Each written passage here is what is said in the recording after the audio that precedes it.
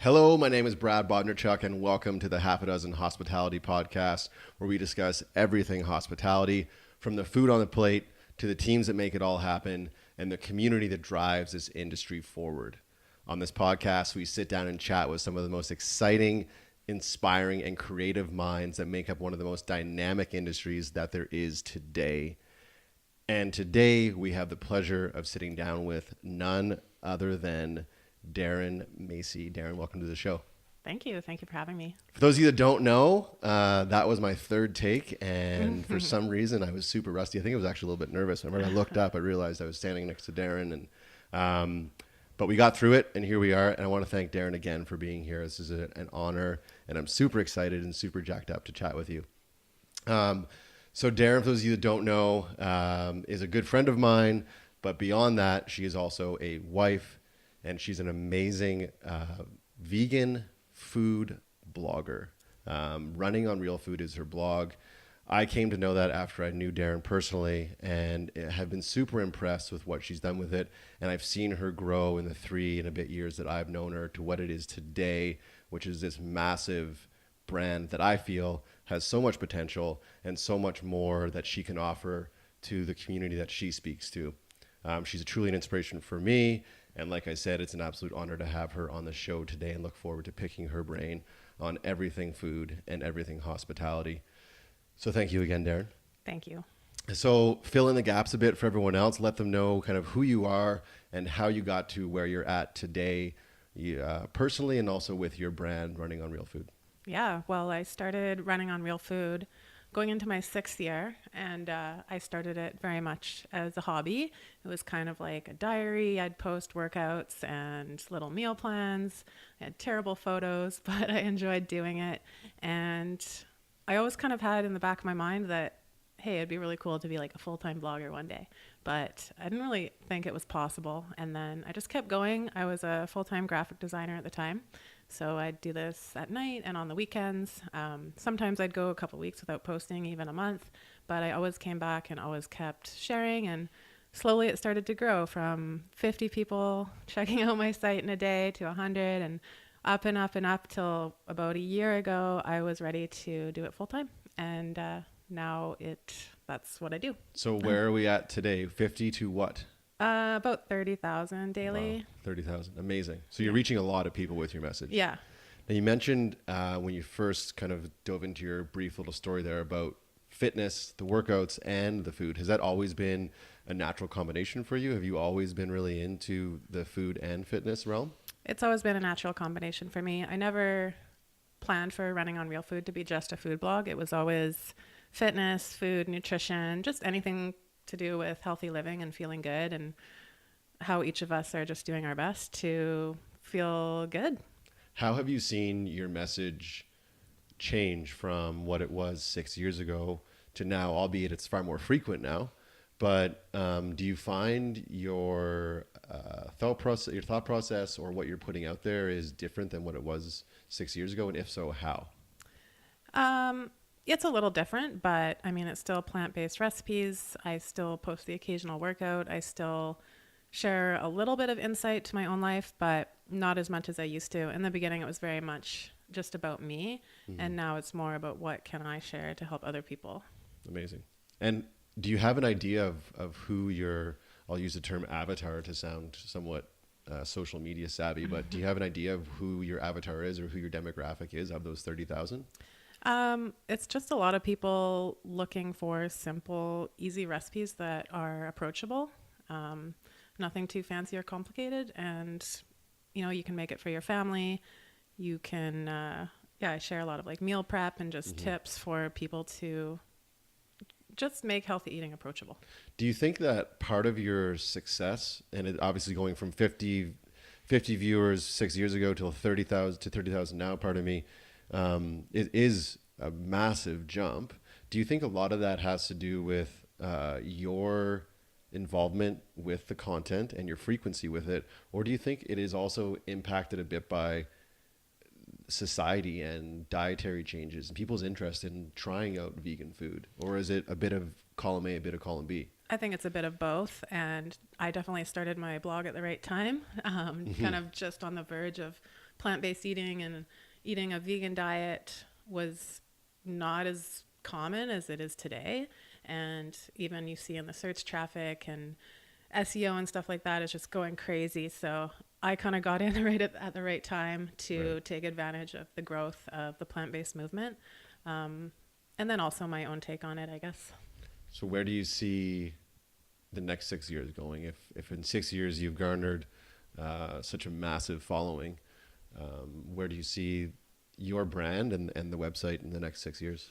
My goal with running on Real Food has always been to be like a complete resource where someone can come and find out everything they need to know about healthy living and eating plant-based. So nutrition, recipes, lifestyle, wellness, fitness. You could just come there and find, it's like a safe, easy place to explore, and you spend some time on the website, you watch some videos, you make some recipes, you engage with the community. I have a really cool Facebook group now that's cool to see like how people are responding to the content and actually making the recipes and just like connecting with the readers on a new level. So that's where I see it going. How do people get engaged with the Facebook group? Sharing their own creations. Okay. And letting me know what they made, asking questions, and also just sharing other content, cool podcasts we find, articles, easy recipes, quick ideas. And then if I wanted to join that Facebook group, how do I go about that? You can go to www.facebook.com/groups/we run on real food. Oh, amazing. I like that. We run it. That's great. Taking it back a bit, and let's just focus on the trend that is veganism, vegan diets. What do you attribute to the success, or at least the attention that is getting? Is it people are becoming far more aware of either how their food is produced or what they're putting in their body, or are they far more educated in regards to health and wellness? So what do you think, or from what you've seen, why is veganism, that's a term, is it not? Mm-hmm. Why is veganism, I'm going to say, as prominent as it is today? I think awareness has been a huge part of it. So social media is really helped with that. I think bloggers have been a big part of it. Some of the first bloggers I followed were vegan bloggers like Oshi Glows and some other big ones out there. And I think that's really helped. There's been documentaries. It's been in the news, and I think people are just becoming more aware and demanding to know where their food comes from, and starting to connect how powerful what we put in our bodies actually is. And how do you think, for you personally, how do you think a vegan diet is more appropriate for you than, say, a vegetarian diet? What are you missing with the vegetarian diet that you get in vegan, or what do you want to rid yourself from a vegetarian diet that you achieve in a vegan diet? Well, I just don't want to eat animals and animal products. So that's my driving factor, regardless of what I'd be missing nutritionally from a vegetarian to vegan diet. That's it? Yeah. Cool. No, that's fine. And I think for some people it is that easy. I'm always interested when I hear someone that has adopted the vegan lifestyle to understand if it is something they had to do because they are having issues, whether it was gastrointestinal, or their doctor just said you need to cut out A, B, or C. Yeah. But you mentioned something in regards to not eating any animal products. Is that a ethical thing for you above all and everything else, or is it just you don't like how it makes you feel? It's both. I'd say it's about equal. For me, it originally started as ethical. The first book I ever read that was kind of on this topic was Fast Food Nation. Right. So it was like 15 years ago. And that got me interested in the topic of animal agriculture and factory farming. And then over the years, I didn't really know much about nutrition at that time. But over the years, as I educated myself, it very much became about health and how I felt as well. Right. So if you had access to meat or a protein like a seafood that was as ethical as it could be, is that something you'd be open to, or are you now too far gone down that deep, dark vegan hole that you can't look back? I think I'm just so used to eating this way that I just wouldn't. Not that I don't think that that's an okay option for other people. It's just I don't need to, and I don't really feel the desire to. So Do you miss it? no, I was never a big meat eater. It's not like something I reach for. I'd rather eat carbs. Do you remember the last time you had either red meat or chicken or Meat, I can't remember. really that long ago? Yeah. So would it have been before you read this Fast Food Nation book? I wasn't plant-based that whole time. I kind of experimented with the vegan diet and vegetarian diet in my early 20s, when I was in university for a couple of years. I was learning a bit about these aspects in university. And then when I was traveling in Central America, I was vegetarian. And then I got to a point in my trip and I was in this really small town and there was like nothing to eat. And this woman made me some chicken and a plate of vegetables and like I ate it. And it was fine, right? There was no food. It was like I saw the chicken running on the ground. She made the chicken and fed it to me and I was like, whatever, I'm eating this chicken. So I ate the chicken. And then after that, I kind of started incorporating a bit more fish and chicken into my diet. And then when I got back, I just continued to eat it for a while. And always in the back of my mind, I remembered like my original reasons for not eating animals. And slowly it kind of came back to the forefront and I transitioned back to a plant-based diet. Okay, amazing. Since a lot of this podcast does focus on the hospitality industry and a lot of people that we do sit down and speak to are restaurateurs or chefs, and I do consider you to be a chef. I think you're very skilled in what you do. But looking at your diet and what you can and what you allow for yourself to consume, if you are to go out and eat with your husband, Derek, where do you go? And is it a challenge? Because as far as I know, Derek is an omnivore, right? Derek will eat meat as well. So is it challenging for you guys to find a space that will accommodate, or are you seeing, because of the success that this veganism has had, restaurants adapting to that to fulfill people like yourself and Derek? Honestly, it's so easy now. It's so easy. People are so accommodating and just aware of and expecting people to come in and ask for things. You don't even usually have to ask. Like there's usually something on the menu. And luckily Derek is really open. He loves vegetarian and vegan food and that's how he eats at home. We don't have any meat in our house. So it's pretty easy. Right. To be honest. Yeah. So if you were to go out, can we give a shout out to a space that you either are a really big fan of or maybe something that's a bit of a hole in the wall that people may not know of and they have great vegan cuisine? We love going to Meat because Derek loves their burgers and fries. Okay. So he can kind of get his burger fix going there. We like Nuba. Yeah. We love going for sushi and Thai food because it's super easy to do, plant-based. I'm always intrigued by sushi and vegan, because I'm wondering what is your go-to sushi order. So if you sit down, what are you guys ordering? I'm pretty boring. I just like a yam roll. Yam roll? Straight up? A yam roll and an avocado roll, and I'm super happy. Because I sat down with a personal chef who's plant-based as well and asked him the same question. And it's either yam tempura roll, avocado roll, or a cucumber roll. Sign me up. I'll just eat 4 yam tempura rolls, and that's awesome. They are delicious. Yeah. So the website has definitely become something that is a full-time gig for you. Was that transition something that you had always wanted? And when it happened, was it a surprise? I still don't think that it's real. I can't even believe it. It's crazy. Like, when I put something on the blog, I'm just like, oh yeah, like this little blog post, like my mom and my dad, right. and like, some of my friends are going to go check it out.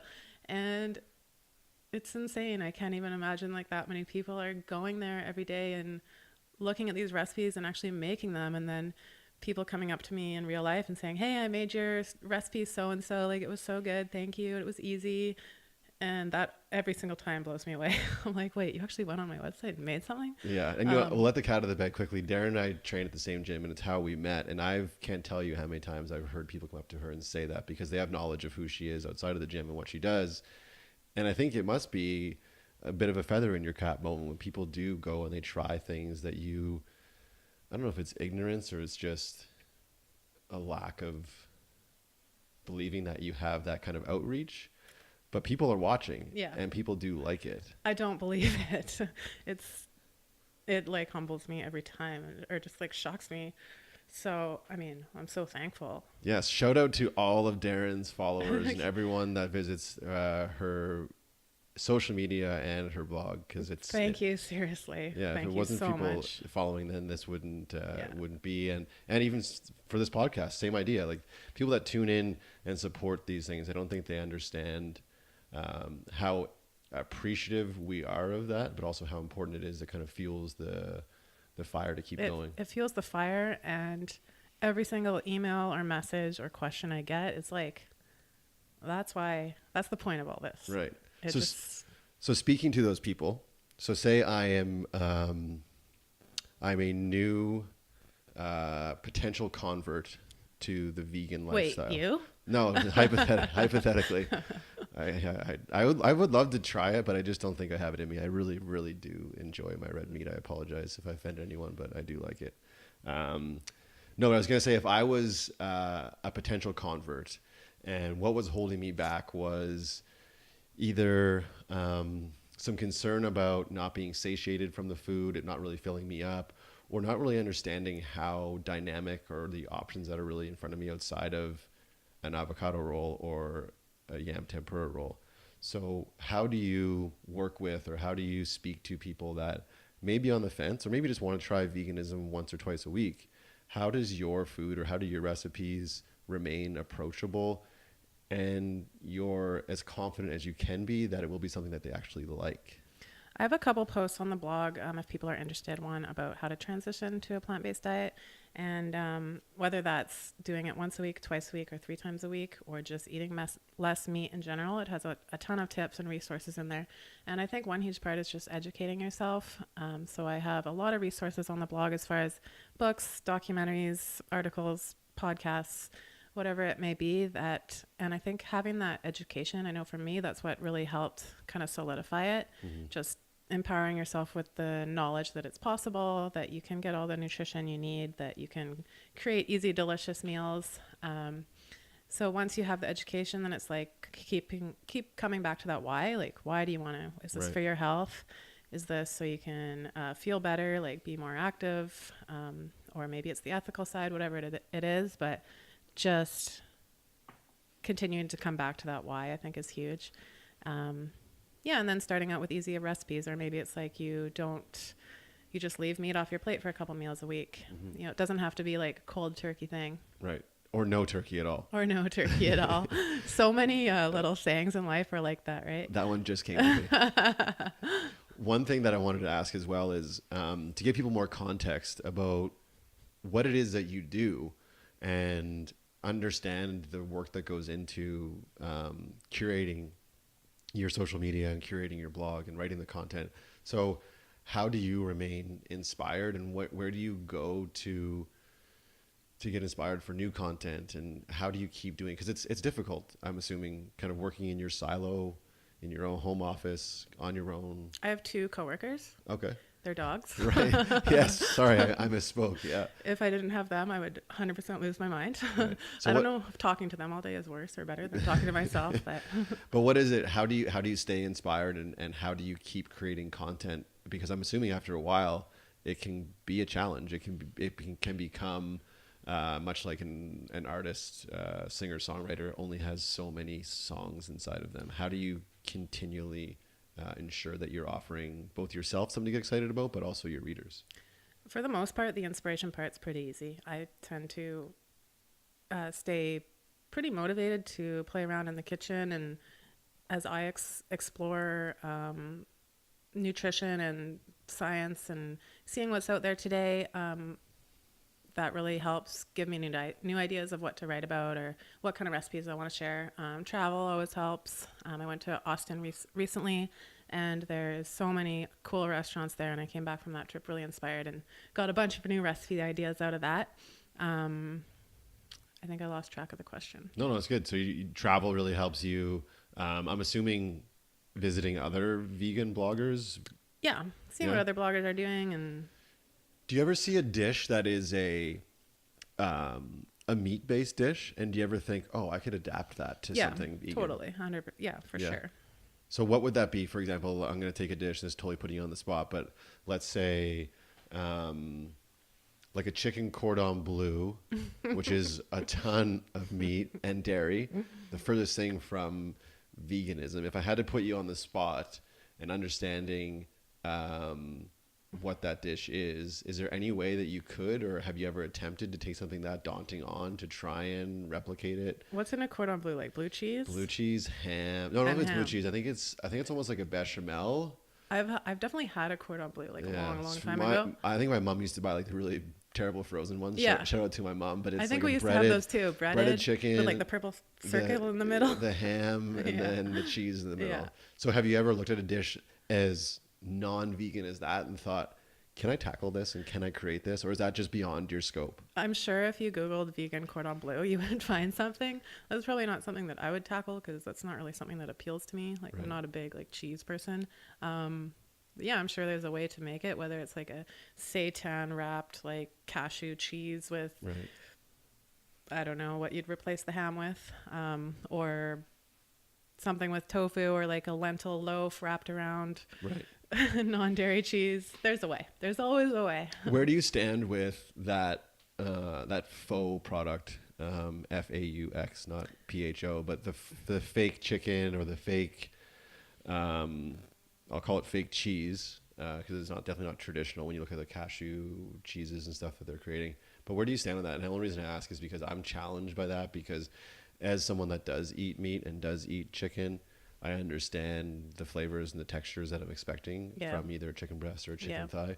And then if I have the faux version of that, I just feel like it doesn't match up. So why bother? I'd rather just eat a bunch of vegetables that are prepared really smartly than eat a fake chicken breast.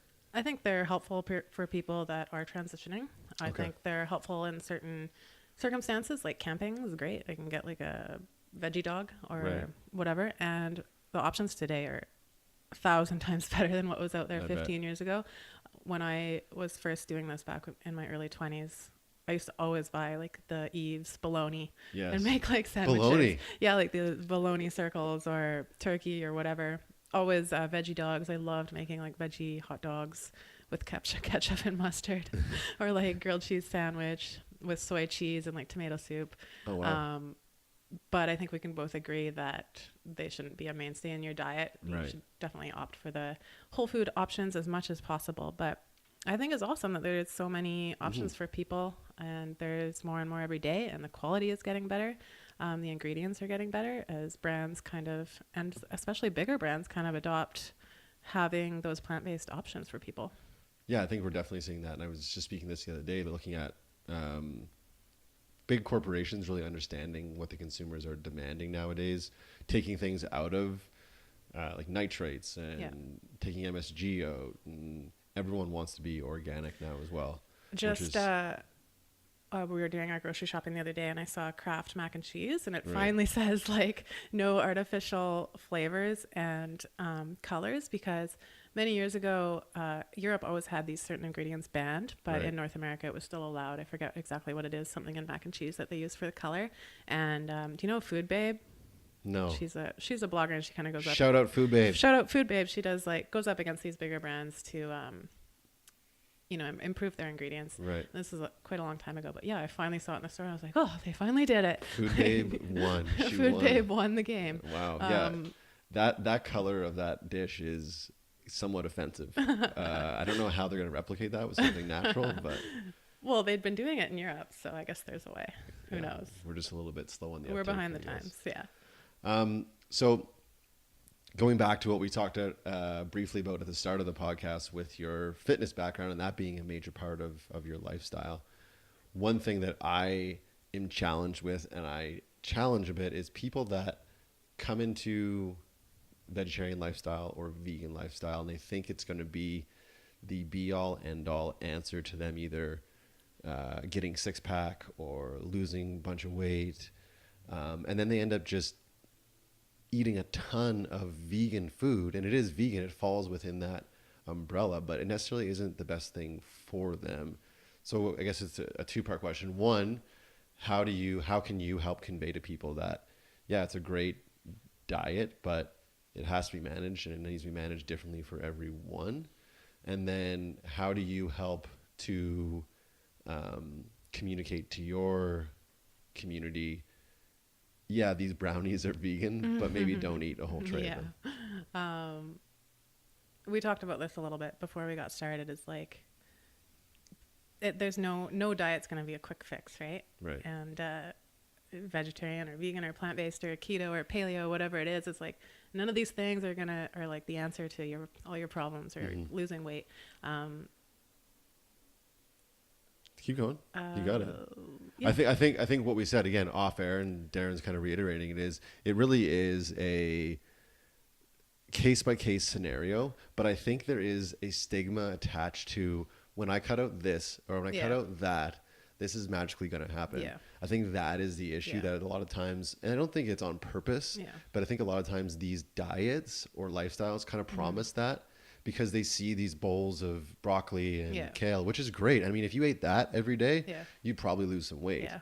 But what are you putting on it? Are you putting on it vegan dressing? Are you putting on a bunch of vegan chicken? Like, I think there's just that gray area with a diet a bit. Yeah. And I think websites and blogs like yours help to educate people just a little bit to understand that, yeah, this is a great method and it's worked for me and it makes sense for my lifestyle. So try it out. But it's not going to be cookie cutter. And I think that's a challenge. But not, like you said, not with just veganism, all diets. Like you have to try it, stick with it, and see how your body reacts. But it's not going to be the be all end all for everyone. I mean, plant-based and healthy are not mutually exclusive. It doesn't, just because you're cutting things out, it doesn't mean it's going to be the best diet for you. So yeah, like you said, individual approach, listening to your body and just continuing to educate yourself on nutrition and So what has it done for you physically? What have you noticed in regards to, let's just talk about performance in the gym? Because I know you're quite active when it comes to fitness. Do you feel like it's remarkably different, or do you feel like it's kind of just the same? You're living the same kind of lifestyle and your output is similar? I'd say it's about the same. And it's been a pretty long time, so I don't really have something to compare to. Right. But I can feel when I eat really clean and whole food and healthy and I'm getting lots of veggies and balanced amount of protein and fat, when like I was in Austin and I ate like deep fried jambalaya and vegan cookies and muffins all day. Like I didn't feel great. So whether you're eating meat or not eating meat or eating a whole food plant-based diet or a junk food plant-based diet, like I think that's the biggest thing is being conscious. Yeah. I think so many times, no matter what diet you prescribe to, is being conscious when you eat, and then like you said, afterwards, how do you feel? How do you viscerally feel after you've eaten it? I know for myself, I don't often eat vegan or vegetarian, but when I do, I'm very conscious of how it makes me feel.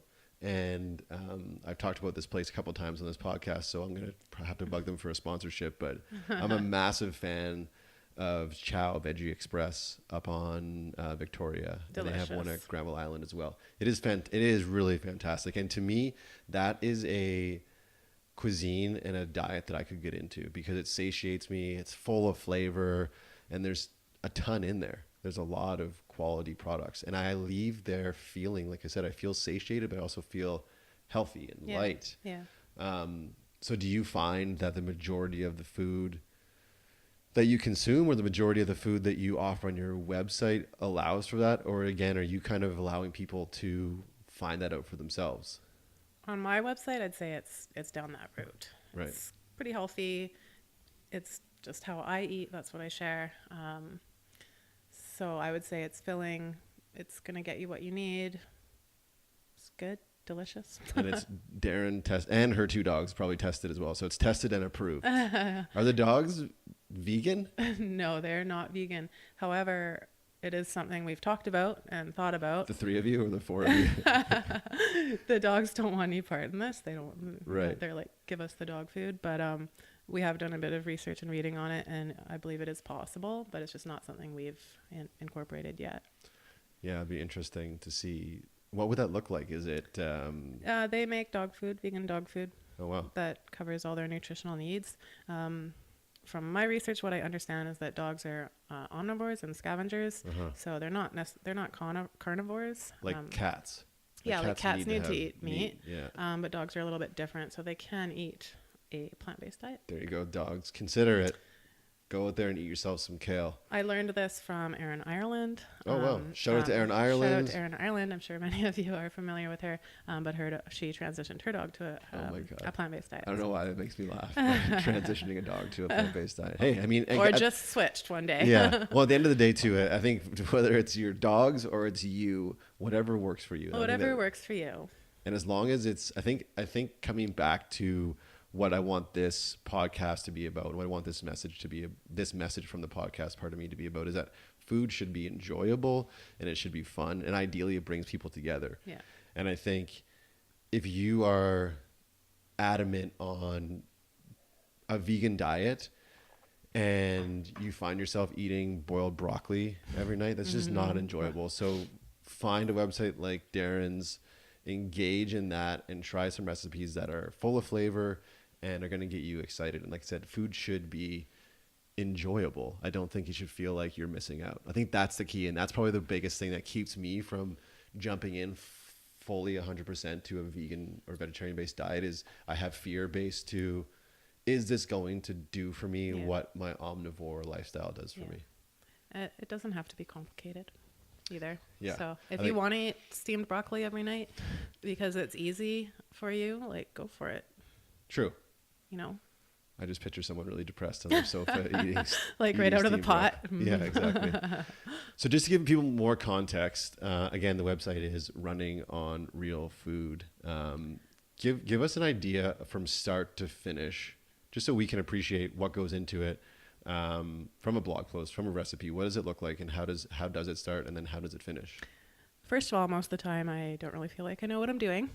Okay, so I'm start there. 100% still figuring out what blogging means, what it is, what my job is. I don't even really know what to call myself some days. It's like, content creator, online publisher, blogger.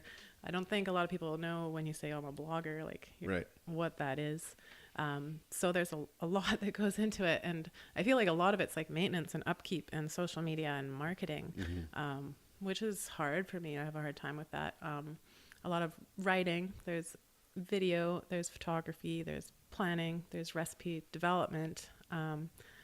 So that would be just kind of writing out my idea. How I do it is I write out a bunch of ideas and then I kind of incorporate that into our meal plan so I can test them. Right. If something's good, then I'll make it again and make a recipe out of it. And then shooting the recipe, editing the photos, writing a blog post, publishing it, and then all the social media and marketing the post after that. There's emails. There's having my site just running well from a technical standpoint. So say start to finish of a certain dish, just one dish, what are we looking at as far as the turnaround time? Are we talking 8 hours, 24 hours, 72 hours, 96 hours? If I already have the plan and I've already made it and I'm just going to make it again to take photos, probably 4 hours, Okay. 4, 5, 6. It Not really bad. depends on the recipe and depends on the photos. Cool. So for those of you that are out there and thinking about doing something like this, it can be done. Deryn's doing it. And I think something that we spoke about again off air before we came on and a bit here is having some ignorance or at least some delusions that maybe this can work. And I think even the fact that where you're at right now, the bit of innocence that you have, and I think only my mom or my dad are going to read this, I think there's some beauty in that because it allows for your message to be a little bit more sincere. It really does, because I never feel like I'm writing to a big audience. I'm just like writing this post from my heart and like actually what I think. And then I put it out there, and whether it's a positive response or no response, I don't very often get negative response, but yeah, if you get negative response, just stay off the blog. Get off the blog. We don't want you. I do sometimes get angry comments, and they always crush me, even though I shouldn't let them. Yeah, I think it's. I mean, I don't have nearly the social following that you have or the outreach, but I can imagine it's one of those things where you don't want to look. It's like driving by an accident. It's like every time I publish a recipe, I get like a feeling in the pit of my stomach waiting for someone to make it and say it sucks. Right. And then finally someone's like, oh, I made this and it was so good. And I'm like, relief. Oh, thank God. Relief. It reminds me of Ricky Gervais was once interviewed, and he was saying about social media haters. And he was saying it's almost like walking down the street and seeing a sign that says free guitar lessons inside. And you open the door and all you do is start yelling at the person that's giving the free guitar lessons. And his point was like, if you don't want the guitar lessons, then don't come in the door.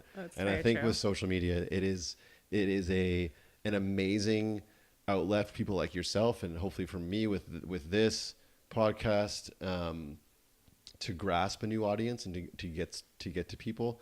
But also when you do that, when you put yourself out there, you are really raw, and you're opening yourself up to people that may or may not like your message, or may or may not like your recipe. And I think it's important to remember with anyone that's putting themselves out there online is like, it's just a regular person trying to do their best, like doing their thing. So just think of that individual behind the computer, like, you know, as a friend. Or it is, everyone is just like us. So whether it's this podcast or Deryn's blog, just do your best to support it if you like it. If you don't, then just keep scrolling. But I think a big part, again, of what I'm trying to do here is highlight the hospitality industry and highlight food. So from what I'm hearing, what Deryn's saying, if you even have the slightest inkling to either be a restaurant reviewer, or you want to put up some recipes, just do it. Put your stuff out there. Someone cares. Whatever small random idea you have that you think no one out there cares about or is interested in, guaranteed that there's someone just like you that wants to hear about it. Yeah. So either grab a microphone to an extent.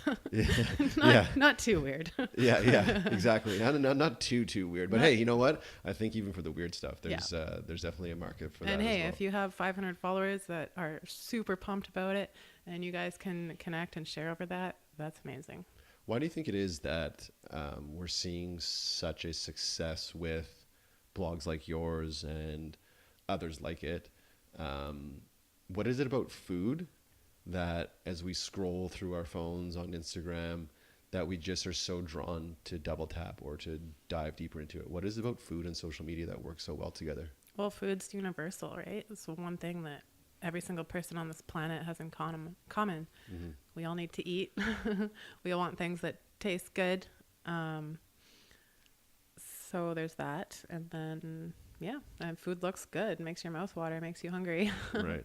What do you find makes you stop and double tap on social media? Usually, like, a good photograph, obviously, something that looks mouth-watering, appetizing, bright colors. I love a good smoothie bowl or vegan tacos or pizza.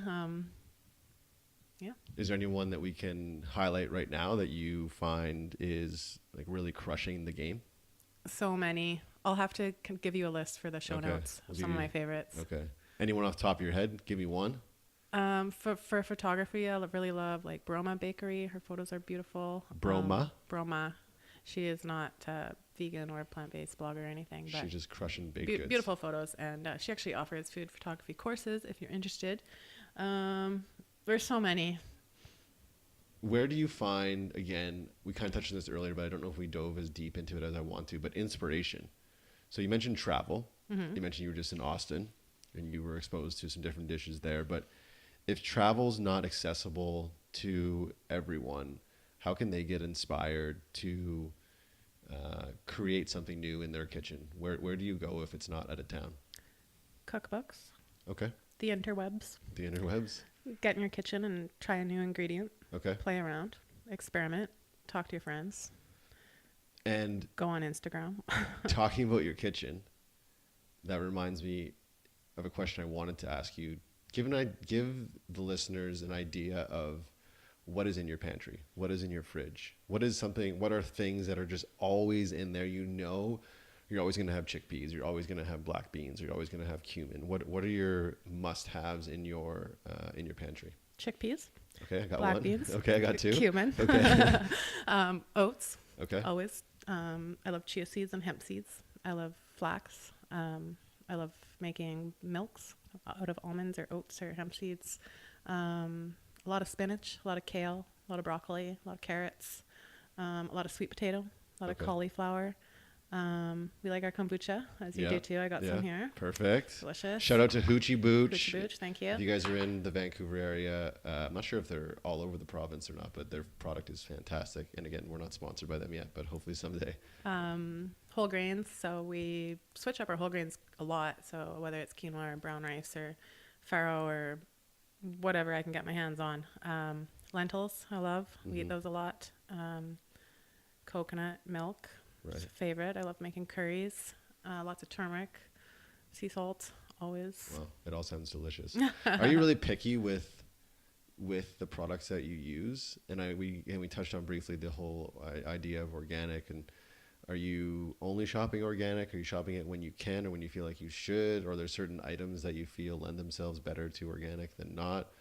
And if so, how cost sensitive are you when it comes to creating a dish, either for yourself just to consume or for the website as well? For the website, I'm very conscious of creating dishes that are cost effective. I do not shop all organic. It's definitely something I want to start doing, but I have a hard time spending the money. And like, I know it's worth it, but I'm sure like many people out there, you see like the conventional produce and the organic one side by side and you're like $2 and like, I know I should buy the organic one. So it is something I want to start doing. That's kind of been like the last step I need to take, is just switching to like the all organic options. I do buy some things organic when I find them on sale for sure. And I definitely prefer to do that, but I'm getting there. I think we're seeing a tide change though, because you're seeing grocers locally here, like a No Frills or... It's amazing seeing it at a No Frills. Like, how cool is that? Yeah, like just the other day, Lindsay picked up a slew of raw organic nuts. Yeah. And I think it's great because a place like that, I think, is so accessible for so many people. So I don't think it's really fair for them or anyone to say, I can't afford to cook this or I can't afford to cook that, because it is becoming far more accessible, which I think is great, because that's one of my biggest issues with food is how a healthier diet necessarily isn't really accessible for everyone, and that really bothers me. And something I'm hoping that we can as an industry and as a community start to really facilitate that change. Yeah. I mean, it's a huge issue across Canada and the States and around the world. Yeah, people living below the poverty line and being forced to eat food that is unhealthy is just something I think if anyone listening to this has an answer, or at least has maybe a program or a charity that they know of, please let me know, because I would love to find something that I could align with that really does make a difference, because I think it's such a shame when people are forced to eat stuff that they might even know isn't good for them, but it's all they can afford. And for the record, we are recording in Vancouver, and I think we live in a bit of a bubble here. Yeah. We're so lucky. Yeah. Like, the options are incredible. We have local produce, organic options everywhere, like great restaurants. And that's just not realistic for many people around the world. Yeah, no, I think you're right. I mean, the fact that we can access what we can access both locally and then just the stuff we get internationally as well. Deryn and I were lucky enough to share breakfast before we recorded this, and I was commenting about how much I loved the mangoes we were eating. And realistically, I shouldn't be eating mango on April 20th. Yeah. Especially living in Vancouver, because they don't grow here, but we are truly blessed. And I think the key with something like that is taking advantage of it when you can, right? And not taking it for granted as well, like really enjoying it. And that goes back to what I was saying earlier. Food should be enjoyable and it should be fun. Yeah. And it should never be a stress. And I think for a lot of people, unfortunately, because it can be so expensive and can be such a burden on families, do your best to make it as enjoyable as possible. I do have a post on the blog about plant-based eating on a budget. Okay. So there's a lot of great tips in there. Things like cooking your own beans. I mean, it's like 1 penny to make a batch of chickpeas. Right. Buying in bulk, ordering online, stuff like that. There's a lot of ways to make it easy, and a lot of ingredients that are just cheap anyway. Rice and beans and lentils. I mean, they're not expensive. Yeah. So if you are struggling a bit with either creative ways or creative recipes to come up with, again, not to keep plugging Deryn's website, but she is here, so we might as well. That's okay. You can keep doing it. So yeah, so definitely visit it and check out these blogs the blog posts that she's mentioned. I'll link them up in the show notes as well. So you can see what it would be like to shop vegan or eat vegan on a budget. I'm sure it'd be really helpful for a lot of people.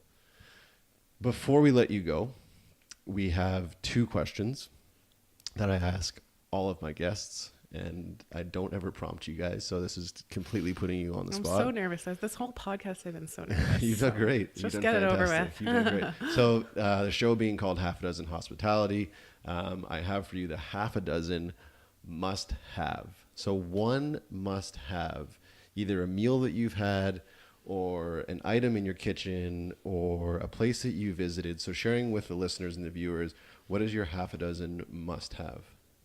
I get 1 or I get 6? You get 1. It's half a dozen because that's the name of the show. Half a dozen must-have. It's half a dozen's must-have. Oh, you can't make people choose just one. If you have 6 and you can rhyme them off in like 5 minutes, then go for it. Oh, that's so hard. Like, I want to choose chocolate, but I want to choose coffee, but I want to choose Thai food. Okay, that's 3. I want to choose sushi. That's 4. But specifically looking at kind of, again, focusing on your diet and your lifestyle. Right. If someone was going to adopt a vegan lifestyle, visit your website, you tell them you must have a Vitamix, or you must have a blender, or you must have a good knife, or you must have a colander. What is the one thing that you think is really going to allow them to that transition to be a little bit easier into the vegan lifestyle? You got to go good blender. Good blender. That's key. Okay. I've used my Vitamix 3 times a day, I'd say. Wow. Yeah, it's a pretty amazing product to have in the kitchen. Yeah. Not accessible for everyone, but hey, if you need one, It doesn't have to be a Vitamix. I had a Ninja for years and it was great. And they're like $80. Shout out Ninja. Shout out Ninja Blender. Out Vitamix. Vitamix, hit me up with a sponsorship. Vitamix, I'll take a new one too if you're out there. Exactly. Okay, then the second one for you is the half a dozen haven't yets. So something you haven't done yet, a meal you haven't had yet, a place you haven't visited, a trip you haven't taken. What is your one haven't yet? Can it be a little thing or a huge? It should be a huge thing. You define it. Okay, well, I've really been wanting to visit Chickpea on Main Street. Oh, okay. I've been. It's good. Okay. I like it. Yeah, no. So they're, from what I know, went from a food truck into a brick and mortar. Really cool space. Their menu is actually inside children's books, which I thought was pretty unique. But yeah, really good. Nothing wrong with a falafel. No, can't beat falafel. So before I wrap up, I do want to take this time to thank Deryn so much for coming by. I really appreciate you, giving us your time and then letting us pick your brain a bit and giving my listeners and the viewers a better understanding of who you are and what it is that you do.